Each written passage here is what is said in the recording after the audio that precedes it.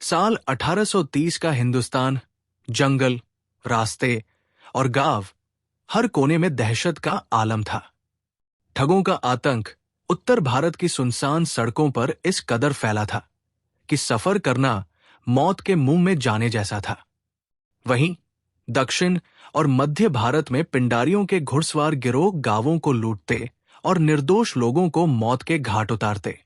शाम के साये धीरे धीरे गहरे हो रहे थे।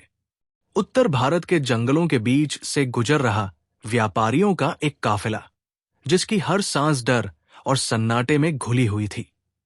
सरदार ने काफिले को चेताया, सतर्क रहना, ठग हर तरफ हो सकते हैं। झाड़ियों के पीछे छुपा हुआ बहराम ठग अपने गिरोह के साथ घात लगाए बैठा था। उसने धीरे से फुसफुसाया, भूरा बैल जंगल की ओर बढ़ रहा है। ये उनका कूट संकेत था, जिसका मतलब था कि शिकार उनके जाल में फंस चुका है। अंधेरी रात में ठगों ने अपना कुख्यात हथियार रामसिंगा निकाला। ये वही रुमाल था जो गला घोंटने के लिए इस्तेमाल होता था। चांदी चढ़ाने की प्रक्रिया शुरू हुई। लूट और कत्लेआम। कुछ ही देर में काफिला खत्म हो गया और ठग अपनी लूट के साथ गायब हो गए। बहराम का नाम ठगों की दुनिया का सबसे कुख्यात नाम बन चुका था। उसने 931 हत्याओं का अपराध कबूल किया। अंततः 1830 में जबलपुर में उसे फांसी दी गई। लेकिन ये केवल ठगों की कहानी नहीं थी। दक्षिण और मध्य भारत के इलाके पिंडारियों के आतंक से कांपते थे। मराठा साम्राज्य के पतन के बाद ये गिरोह आजाद होकर गांवों को तबाह करते थे।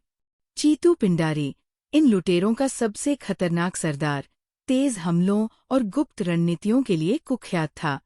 सूरज डूबने से पहले दरिया पार करना है, उसने अपने साथियों को हुक्म दिया। ये संकेत था कि लूट खत्म कर तुरंत भाग जाना है। चीतू की कहानी का अंत 1818 में हुआ, जब वो अंग्रेजों से भागते हुए जंगल में शेर का शिकार बन गया।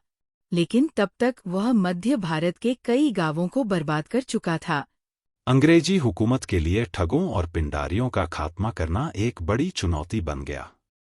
गवर्नर जनरल विलियम बेंटिक ने ठगों का खात्मा करने के लिए कर्नल विलियम स्लीमन को चुना।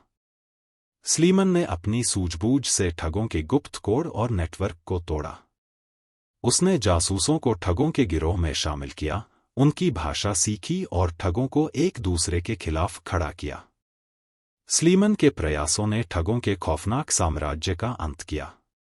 पिंडारियों के खिलाफ फ्रांसिस रॉडन हेस्टिंग्स ने 1,20,000 सैनिकों की एक विशाल सेना के साथ अभियान चलाया। पिंडारियों के ठिकानों पर योजनाबद्ध हमले हुए और उनका खात्मा कर दिया गया। इन अभियानों ने भारत के आम नागरिकों में राहत की सांसें भर दी। ठगों और पिंडारियों के खात्मे के साथ यह घटनाएं इतिहास का हिस्सा बन गईं। इतिहासकारों ने इसे न केवल अंग्रेजों की कुशल रणनीति का नतीजा बताया, बल्कि इसे भारतीय समाज की कमजोरियों और उस दौर की राजनीतिक अस्थिरता का परिणाम भी कहा। विलियम बेंटिक के सुधारों पर टिप्पणी करते हुए प्रसिद्ध इतिहासकार विलियम डेलरिम्पल ने लिखा, यह वह दौर था जब भारत का समाज और प्रशासन दोनों ही बड़े बदलावों के मुहाने पर खड़े थे।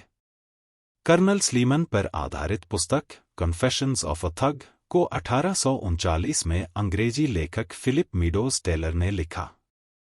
यह किताब ठगों की खौफनाक दुनिया और उनके जीवन के तरीकों को विस्तार से उजागर करती है। इसी किताब पर आधारित 1988 की Bollywood film thugs of Hindustan ने इस इतिहास को पर्दे पर उतारा। हालांकि फिल्म ने ऐतिहासिक तथ्यों को नाटकीय रूप दिया, पर कहानी ने दर्शकों को एक झलक दी कि कैसे ठगों का खात्मा हुआ। ठगों और पिंडारियों की विरासत उनके खौफनाक अपराधों से परे उस दौर की इंसानी बहादुरी और चतुराई की याद दिलाती है।